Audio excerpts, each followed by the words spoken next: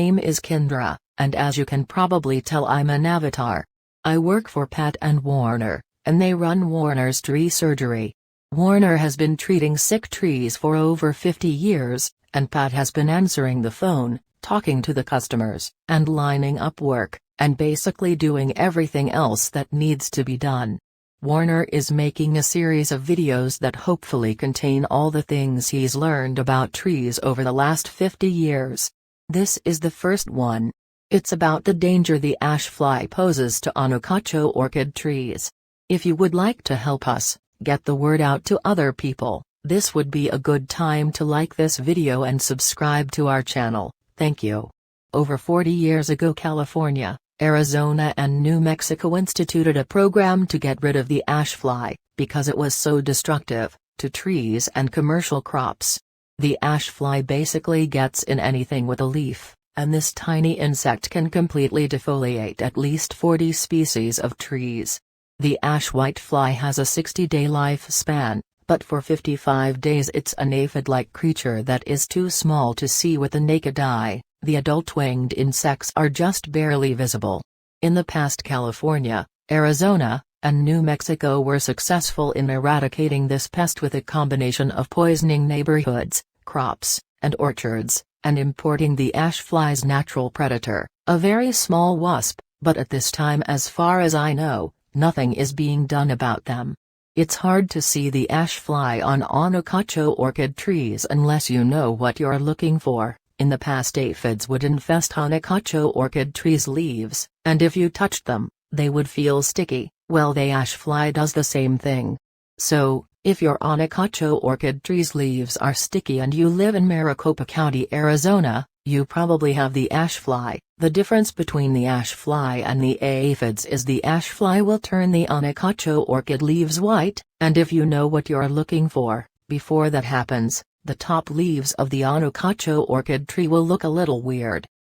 So, if you see your neighbor's Anacacho orchid trees with a few of their branches turning white, this is probably caused by a boring insect that's went completely around a particular branch, or it's caused by the ash fly. In order to control the ash fly, you need to poison the trees. You also need to start fertilizing your Anacacho orchid trees on a regular basis.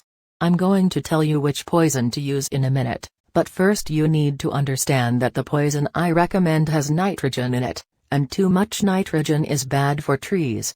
So, you need to put the poison down, and then 6 months later you get a good general-purpose fertilizer, and you treat the Anacacho orchid trees with it. If you live anywhere within 30 miles of Mesa, Arizona, you need to get Warner out to treat your Anacacho orchid trees with something that will kickstart their immune system. You see, every cell of every plant has enzymes that dissolve fungus, bacteria, and viruses, and because the ash fly has been in your Anacacho orchid trees, those enzymes have been depleted. So, Warner needs to inject medicines into the tree that will kickstart the healing process right away. You can protect your Anacacho orchid trees by treating them with Bio-Advanced Tree and Shrub, which you can get at Home Depot. This is a terrible poison, is so bad it was taken off the market for professionals to use, but thanks to some sneaky politicians, it was grandfathered in, so a 10-year-old kid can walk in and buy all he wants. Anyway, if you know it's toxic, you'll be fine, just don't go sticking your hands in it and licking your fingers. If you're careful, and a little bit afraid, it's safe to use. If you use the liquid, you pour the amount you need in a bucket with water, and you put the water down close to the base of the tree, and then you water it in. If you use the powder, you put the powder down close to the base of the tree and then you water it with a sprinkler. If a little dog licks it up, before it's dry, it will kill the little dog. So, make sure animals and children are kept away from it until it's dry. You only need to put it down once a year, and in 3 years, if you do it yearly, you will not only get rid of the ash fly but it will also get rid of all the boring insects in a Anacacho orchid tree.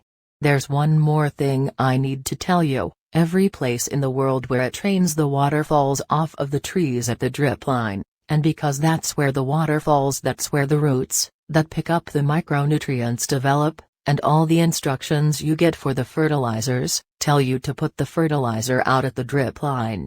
In Maricopa County, Arizona, the roots have developed where the tree has been getting water all its life, and that's where you need to put the fertilizer. So, just ignore the instructions, and do it the way I just told you.